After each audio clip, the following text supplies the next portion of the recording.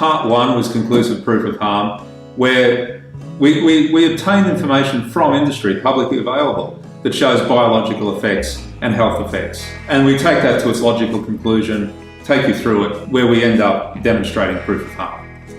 What you hear the authorities tell you is that there are effects on the skin. What the therapeutic goods tell you is that those effects on the skin are absorbed by the nervous system, transmitted by the nervous system to the brain, have effects of releasing chemicals in the brain. Those chemicals go into the bloodstream, permeate the entire body. Effects on the immune system, effects on the inflammatory response, effects on cells, as we mentioned. This is pretty serious stuff. A 5G phone rings, you text, you search, you get an opioid hit or a fix each time.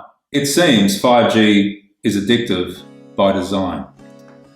Part 2 was the 5G Parliamentary inquiry and the need for precaution. And we explain a little bit there and ultimately conclude with the reason the precautionary principle must be applied.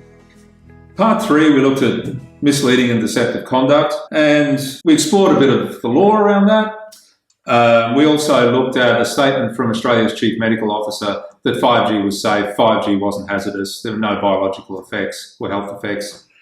And we presented evidence that would be contrary to those statements. APANZA's equipment currently doesn't measure radio waves at the high frequencies to be utilised by 5G. And then the last part, we unpacked APANZA, gave you a bit more of an insight into the illusion of jurisdiction that's been created and really government failure and who's responsible for what. You have the jurisdiction. We asked the state governments, what are you doing? So is anyone actively pursuing this? Any of you governments?